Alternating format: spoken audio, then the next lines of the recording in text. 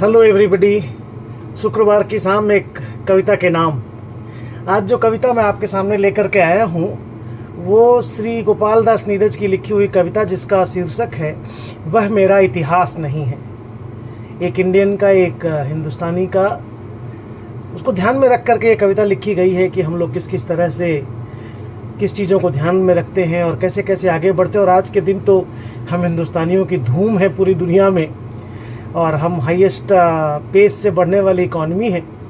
तो मैं पॉलिटिकल नहीं होकर के कविता आपको सुनाता हूँ। प्यारी सी, बहुत ही सुंदर कविता है, मोटिवेशनल।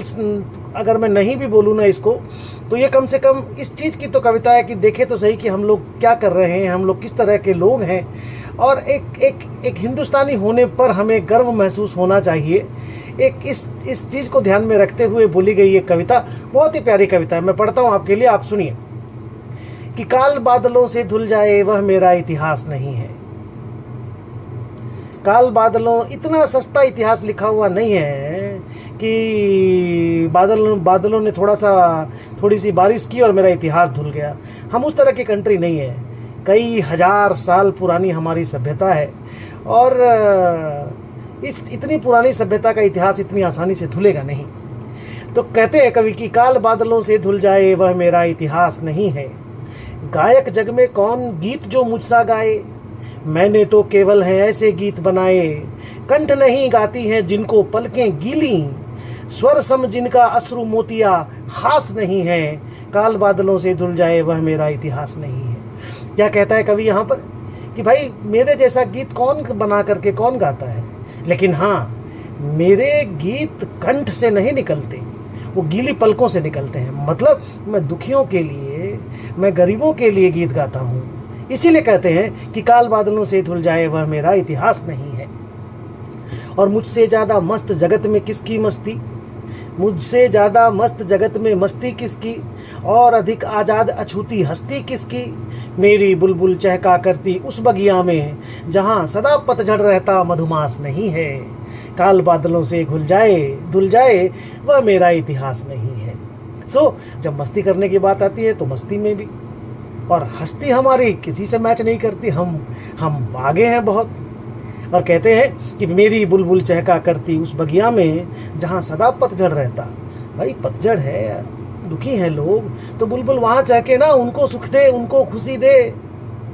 आगे कवि लिखते हैं कि किसमें इतनी शक्ति साथ जो कदम धर सके, गति न पवन की भी जो मुझसे होड़ कर सके।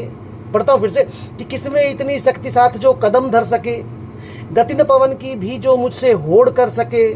मैं ऐसे पथ का पंथी हूँ जिसको क्षण भर मंजिल पर भी रुकने का अवकाश नहीं है। मोदी जी कहते हैं ना कि मेरे को शांति नहीं है अभी। 2047 में जब तक देश को विकसित ना कर दूं, मैं चैन से बैठने वालों में से नहीं हूँ। तो आप इसको पॉलिटिकल रूप में मत लीजिए, लेकिन एक लीडर है जो इस तरह का व्यू रखता है, इस तरह की बात करता है, जस्ट उसी को देखिए। इतने साल पहले कविता में कितने सुंदर तरीके से कविता लिखा है कि मैं ऐसे पथ का पंथी हूँ जिसको क्षण भर मंजिल पर भी रुकने का अवकाश नहीं है। हमको तो यहाँ के लोगों को आगे बढ़ाना है। काल बादलों से धुल जाए यह मेरा इतिहास नहीं है।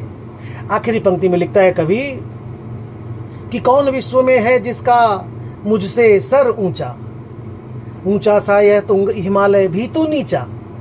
क्योंकि खुले हैं मेरे लोचन उस दुनिया में जहां धरा तो है लेकिन आकाश नहीं है। तो जिन लोगों को उड़ने के लिए उड़ने के लिए आकाश नहीं है, मैं उनके लिए आकाश पैदा करूंगा, मैं उनको उड़ने के लिए प्रेरित करूंगा। कहते हैं कि काल बादलों से धुल जाए वह मेरा इतिहास नहीं है। तो गर्व कीजिए, आप हिंदुस्तान में हैं। मुस्कुराइए, आप हिंदुस्तान में हैं। आप किसी ऐसी कंट्री में नहीं हैं जहाँ पे भूखमरी या बहुत तरह के दुख और अशांति हैं, रोज रोज सिविल वार होते हैं। मैं नहीं कहता कि गरीबी यहाँ नहीं है, लेकिन फिर भी गरीबी को दूर करने की कोशिश हो रही है। और इतना प्यारा सा, इतना स्ट्रॉन्ग हमारा इतिहास है, तो इस देश के लिए गर्व करना तो बनता है। वंदे मातरम। जय हिंद।